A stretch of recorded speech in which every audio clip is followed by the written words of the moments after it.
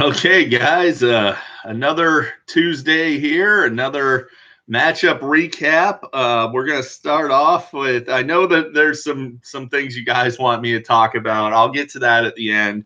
No notes today. I'm just gonna zoom through these to get to what you guys really want to talk about. But follow the Buzzards beats Draft Dodger 102 to 85. Jason loses Saquon Barkley, still manages to beat Steve. At this point, Steve's team is looking desperate. It's time to hit the panic button on Sony Michel. The guy looks slow, least productive member of that backfield. Looks like a terrible running back. Chris Godwin was an absolute afterthought in a super easy matchup. One would have expected him to exploit it. Couldn't exploit it. Jared Goff is another one. It's probably about time to hit the panic button on Jared Goff. He had another exploitable matchup this week. Did absolutely nothing. That's 3 straight super easy opponents that he's done nothing against. Don't like Jared Goff moving forward. We got Reese over the Dwayne Bowe. Dwayne Bowe hasn't played in quite some time. I don't know if you knew that. But pulling out the late Sunday night victory over Big League Chew Brad in just a backbreaker. You had Brad had a 15-point lead heading into Sunday night with Todd Gurley versus Cooper Kupp. Todd Gurley in 15 points could not hold off Cooper Kupp. Mighty Mouse Cooper Kupp absolutely crushed Todd Gurley 22-4. Reese gets the W. I will say that Lamar Jackson was exposed as an absolute fraud. He is not a good quarterback. He's solid for fantasy purposes, but he's not the world beater he was in the first 2 weeks. He played the Kansas City Chiefs in his first actual NFL defense, and they're actually not even a good defense. And Lamar Jackson looked like absolute trash. He's got some much tougher days ahead in the future. So everybody, when Reese is trying to sell you Lamar Jackson for one of your best players, don't do it. It's a bad deal. But, if you can find a way to get Cooper Kupp from him, there's something to consider. Now, from Brad's standpoint, Todd Gurley is a bust. Hit the panic button. It's time to move on. Stephon Diggs looks like an absolute afterthought there. I mean, Adam Thielen even rushed in a 1-yard touchdown, for God's sake. But that offense is going through Dalvin. We'll get to that a little later on. We got Legion of Zoom beating Chubby Johnson by 29 or 21. I apologize about that, guys. It's important that we're accurate here.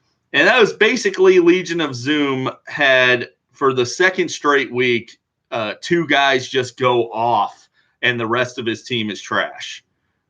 That's basically what it's going to be with him. He's going to need, he's got a ceiling of around 109, 110 because he only really has 2 or 3 good players on this roster. Time to hit the panic button on Chris Carson. He can't stop fumbling. But the bad news is Senior really doesn't have a running back to put in. But the good news is it may not matter with Pat Mahomes, Keenan Allen, Travis Kelce. You heard me mention his ceiling isn't great, but he has a very high floor as well. He's not going to hang a lot of 60, 70-point weeks up. So you're going to have to score points to beat Senior. From Joe's side of things, Nick Chubb just does not look good, man. I don't know what the deal is. Same thing, Kerryon Johnson. Kerryon got 20 carries. He even got into the end zone, and he still barely cleared 10 points. Yuck. George Kittle's going to be fine. I don't know what else to say. He's 3 straight games of barely over 50 yards. Jimmy Garoppolo is not fine. What's also not fine is Devonta Freeman. So, again, when Joe tries to sell you guys on Devonta Freeman, I'm not buying. Devonta Freeman is terrible. So there you go. There's that one. Now we got Bell Hurts My Ears, which is, again, the stupidest team name in the league this season by a mile. It doesn't make any sense whatsoever. Tony's just piecing together some of the crappier players on his team and putting a name on it. I mean, I wouldn't want Le'Veon Bell or Zach Ertz's name on my team at all, let alone as the name of my team. I don't want to look at these guys. These guys suck. They're crappy football players. But Tony got bailed out by Mike Evans just going ballistic against the Giants. Janoris Jenkins couldn't do anything to stop him, and the Giants refused to give Janoris Jenkins help. So Mike Evans crushed it. On John's side of things, it's starting to become an issue that Robert Woods, maybe with Cooper Kupp there, Robert Woods just isn't that good. David Johnson sucks. We all know that. Another easy matchup. He scored 12 points. So David Johnson has hit his projection once in the first 3 weeks, and that was with a garbage time, overtime. He got some work in overtime, and he had a fourth quarter, 30-yard touchdown catch. That was kind of fluky. So David Johnson is an absolute pile of crap. Julio Jones is an animal, though. And it might be time to start believing in Dak Prescott, too, folks. Austin Eckler coming crashing back down to earth, and Aaron Jones is now hurt, and he's in a 50-50 timeshare with Jamal Williams. I don't care that he got 2 touchdowns last week. If I owned Aaron Jones, I'm in absolute panic right now. I don't want to rely on that guy, especially when my best bench running back is Kenyon Drake. Yikes. So the final matchup, of course, you guys all know I took Jared down. Jared was so confident. He was crowing like a peacock that he was going to win heading into Monday night. He had a 20-point lead. He was facing David Montgomery and the Bears D. Of course, the Bears D on their own scored 21, and this matchup wound up being not really that close. The Bears D is the best defense in football, bar none, not even close. They're better than everybody. And they're going to be dominant a lot of the time, especially if they have a matchup like this. Evan Ingram is the best tight end in fantasy. Come at me with Travis Kelce. I don't care. Evan Ingram's better for fantasy purposes.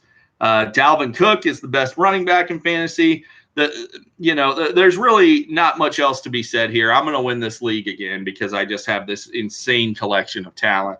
From Jared's side of things, he had 2 bright spots on this team. And I know this is what you guys all want to talk about, so I'm going to talk about it.